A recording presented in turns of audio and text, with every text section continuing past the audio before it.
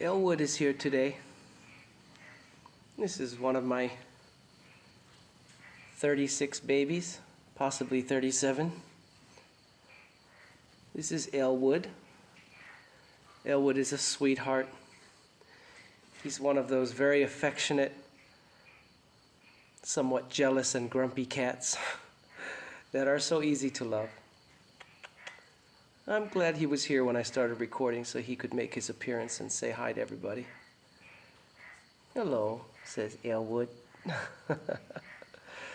You know, my cats have taught me so much, and I wanted to share just a little bit with you today in a short video.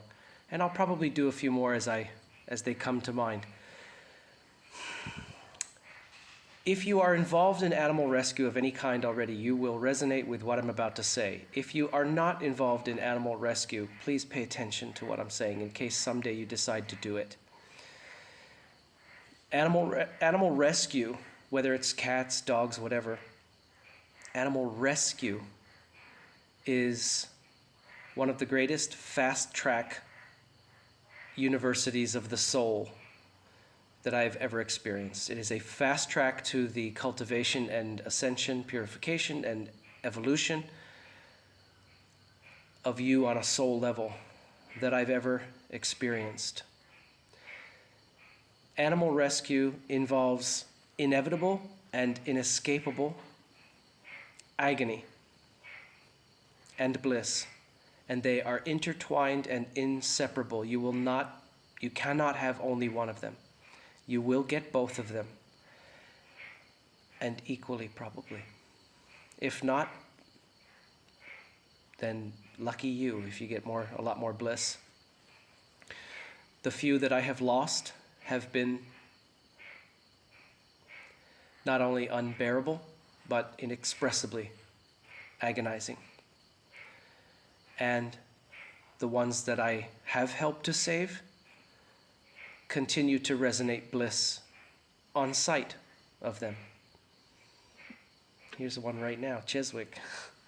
Cheswick was, I probably told you the story before, Cheswick was attacked by 5 dogs in Chiang Mai, but he was extremely fortunate to be almost immediately rescued by a wonderful Russian guy. And then his brother and his girlfriend adopted Cheswick for about a month, and then handed him over to me when they had to go back home for some things. And he had a terrible rear leg injury, but after a very dicey surgery, he's come out, honestly, 95% healed. It's a miracle. He's wonderful. So now he's running and prancing all over the place, which before he couldn't do. He hobbled along like he had a square wheel for a leg. But now he's 95% perfect. So there are victories, there are bliss moments as well as agony. I have one that I rescued yesterday named Chetli, who goes into surgery tomorrow morning, which is literally a 50-50 chance. I'm sorry. You just flip a coin whether he's going to make it or not. Very serious. He was hit by a car about a month ago. This is before, I just got him yesterday. I didn't know him before that. And he got a diaphragmic hernia. Basically, his diaphragm muscles split from the impact, and his small intestines are pushing up into his lungs, and it's a very serious ordeal. And he's going into surgery tomorrow. And all I can do, which they have taught me as well, is to proactively and preemptively rejoice in thankfulness for his highest good in the most benevolent outcome of divine love, according to God's will, whatever that is, whatsoever that may be. Because, here's the lesson, I don't control it. I don't control it. And I might sound a little harsh in saying this, but I think that people who think you control reality with your thoughts and all that, I disagree with you entirely.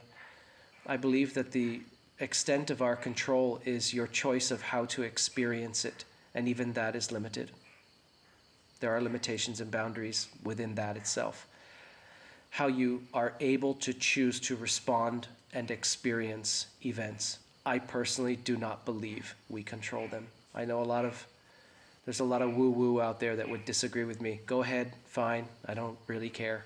It's not been my experience. Should I have a different experience and a higher revelation later, there will be a video, I will share it. I am constantly learning. But my cats have taught me much, and the greatest one is love serving life. The greatest thing you could ever do with your existence is to become or return to being divine love. And the greatest thing you can do with divine love is engage it in the service of life.